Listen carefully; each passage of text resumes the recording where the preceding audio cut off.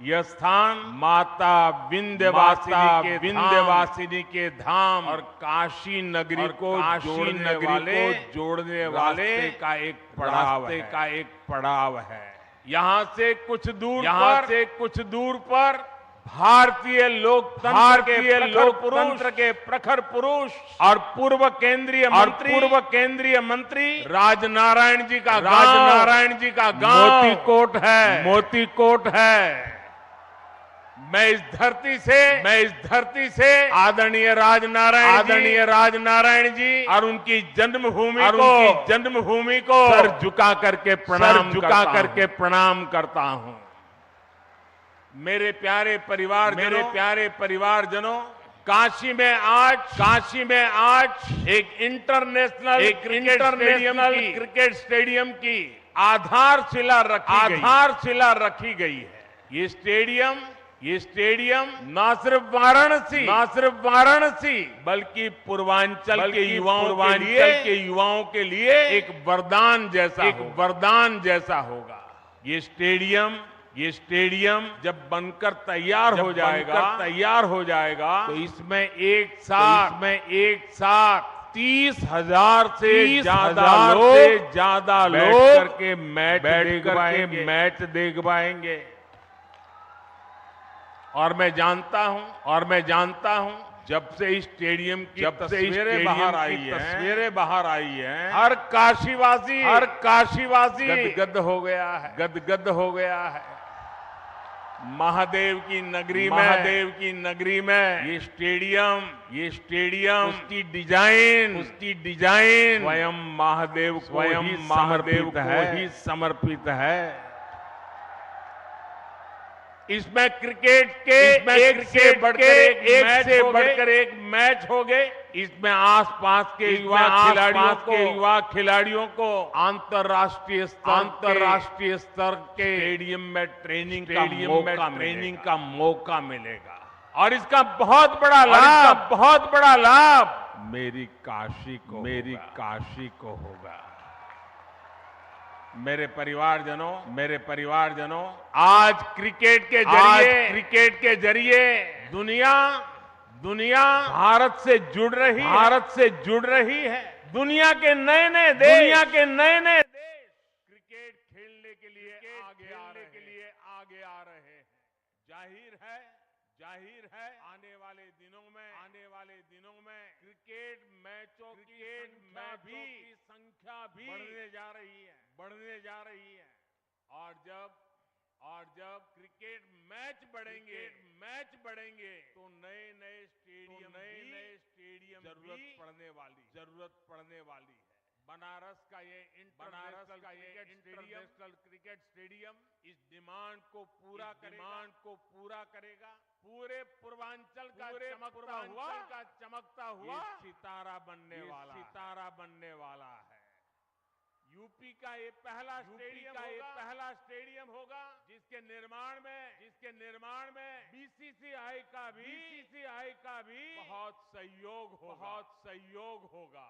मैं बीसीसीआई के पदाधिकारियों का काशी का एमपी होने के नाते यहाँ का सांसद होने के नाते आप सबका हृदय से आभार व्यक्त करता हूँ।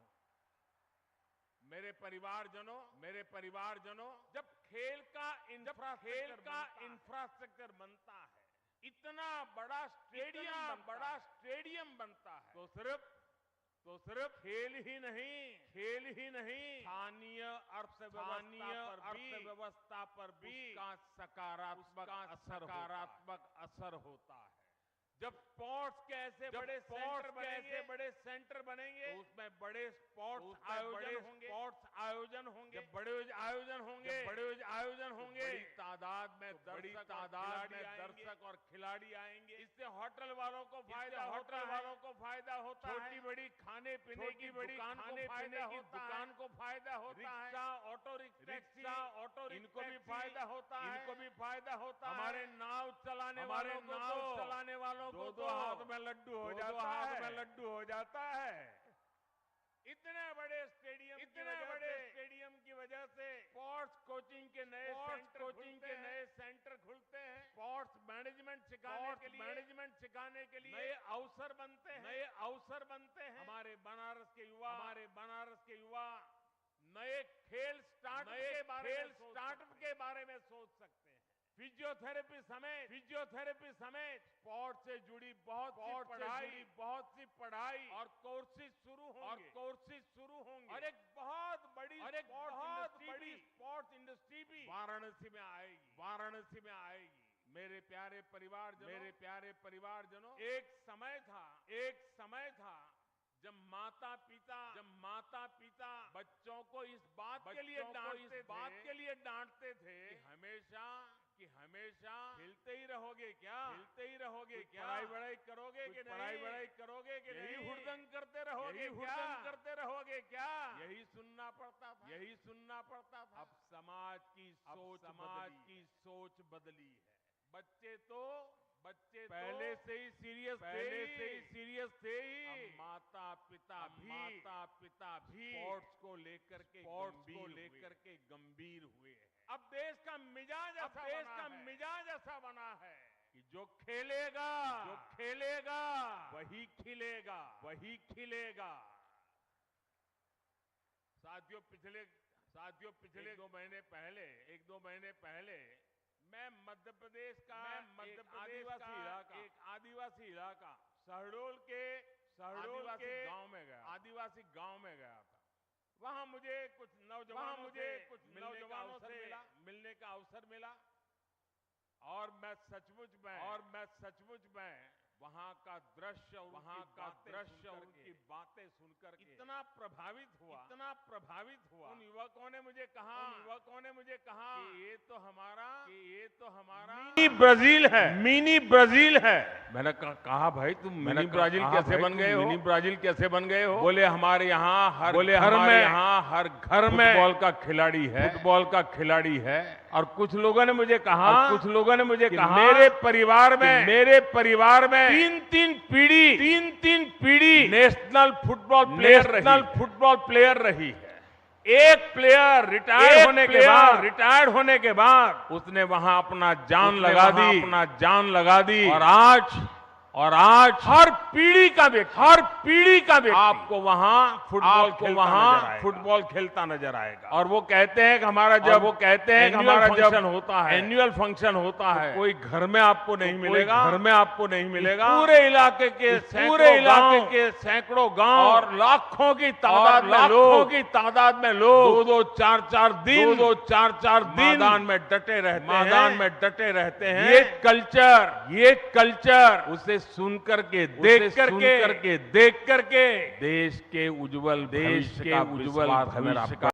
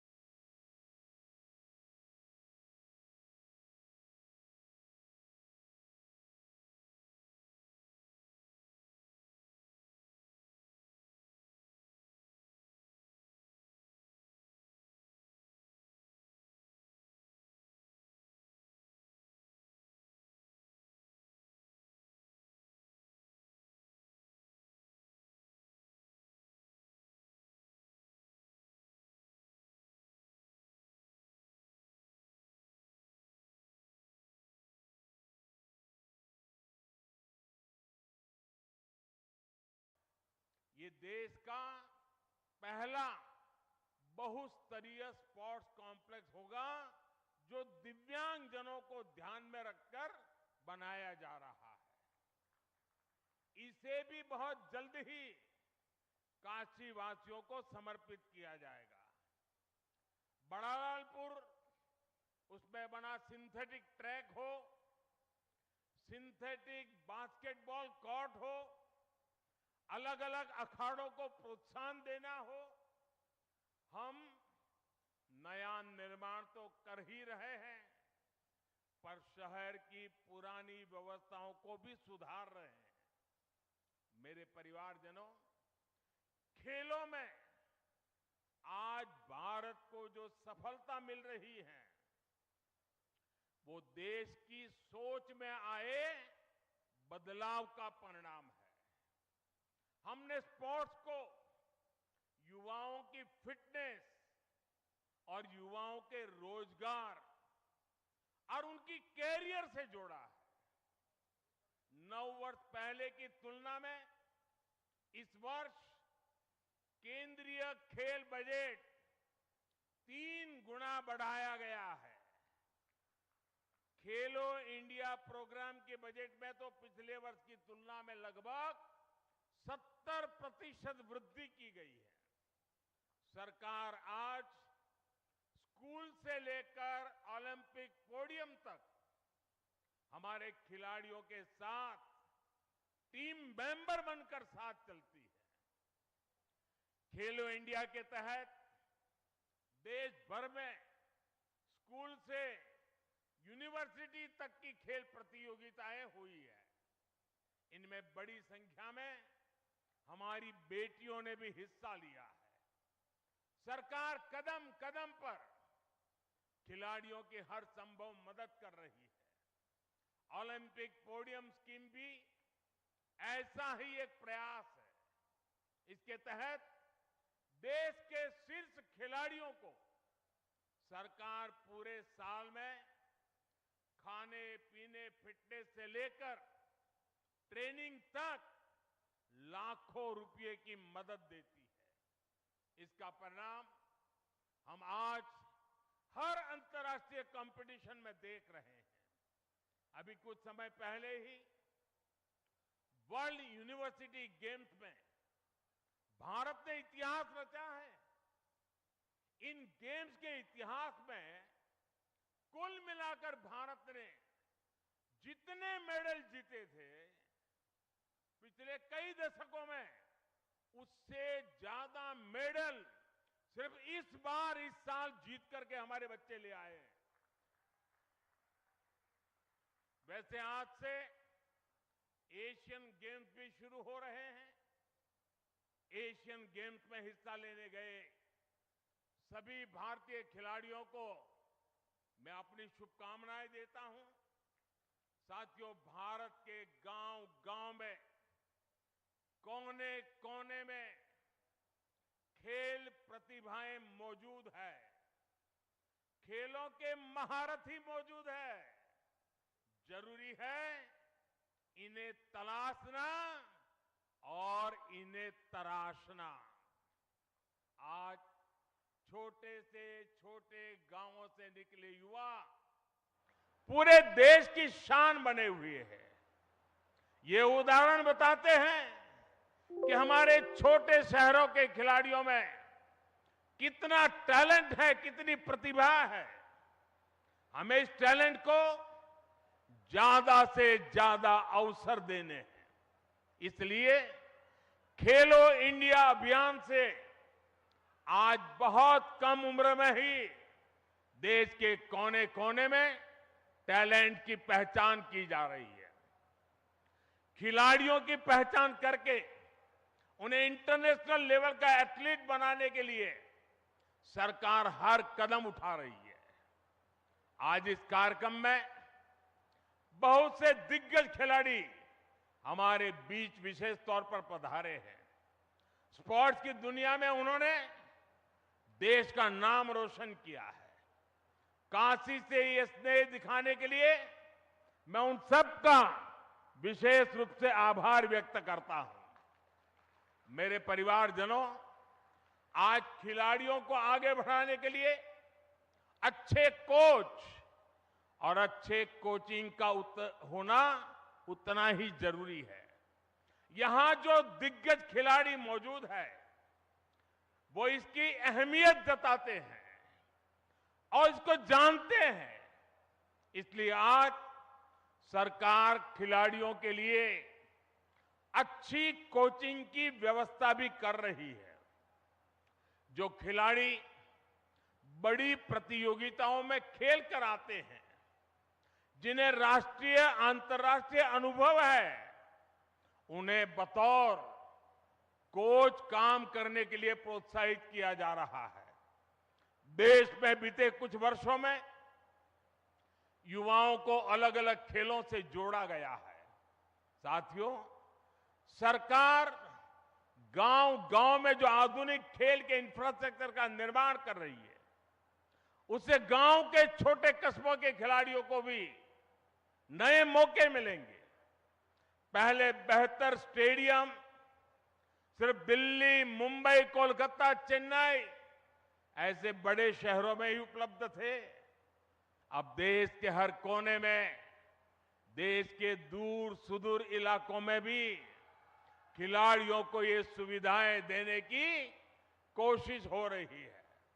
मुझे खुशी है कि खेलो इंडिया प्रोग्राम के तहत जो स्पोर्ट्स इंफ्रास्ट्रक्चर बनाया जा रहा है, उसका बहुत अधिक लाभ हमारी बेटियों को हो रहा है।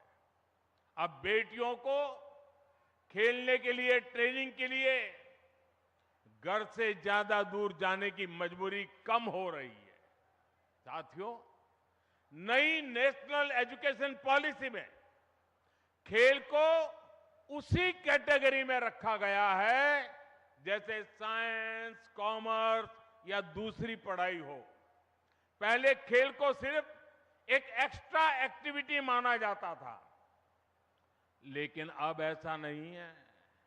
अब स्पोर्ट्स को स्कूलों में बाकायदा एक विषय की तरह पढ़ाए जाना तय हुआ है। ये हमारी सरकार है जिसने देश की पहली नेशनल स्पोर्ट्स यूनिवर्सिटी मणिपुर में स्थापित की है। यूपी में भी स्पोर्ट्स फैसिलिटी पर हजारों करोड़ रुपए खर्च किए जा रहे हैं। गोरखपुर के स्पोर्ट्स कॉलेज के विस्तार से लेकर मेरठ में मेजर ध्यानचंद खेल यूनिवर्सिटी बनाने तक हमारे खिलाड़ियों के लिए नए स्पोर्ट्स सेंटर बनाए जा रहे हैं। साथियों, देश के विकास के लिए खेल सुविधाओं का विस्तार बहुत आवश्यक है। ये न सिर्फ खेलों के लिए बल्कि देश की साख के लिहाज से भी महत्वपूर्ण है। हम में से कई लोग दुनिया के कई शहरों को सिर्फ इसलिए जानते हैं क्योंकि वहां पर बड़े अंतर्राष्ट्रीय खेलों का आयोजन हुआ। हमें भारत में भी ऐसे सेंटर बनाने होंगे जहां ऐसे अंतर्राष्ट्रीय खेल आयोजन किए जा सके। यह स्टेडियम जिसकी आधारशिला आज रखी गई है, खेलों के प्रति हमारे इसी संकल्प का साक्षी बनेगा। ये स्टेडियम बस ईंट और कंक्रीट से बना हुआ एक मैदान नहीं होगा, बल्कि ये भविष्य के भारत का एक भव्य प्रतीक बनेगा। मैं खुद को भाग्यशाली मानता हूं कि हर विकास कार्य के लिए मेरी काशी अपना आशीर्वाद लिए मेरे साथ खड़ी रहती है। आप लोगों के बिना काशी में कोई भी कार्य सिद्ध नहीं हो सकता है। आपके आशीर्वाद से हम काशी के कायाकल्प के लिए इसी तरह विकास के नए अध्याय लिखते रहेंगे। एक बार फिर काशी के लोगों को, पूरे पूर्वांचल को क्रिकेट स्टेडियम के शिलान्यास की मैं बहुत बहुत बधाई देता हूं। हर हर महादेव। धन्यवाद।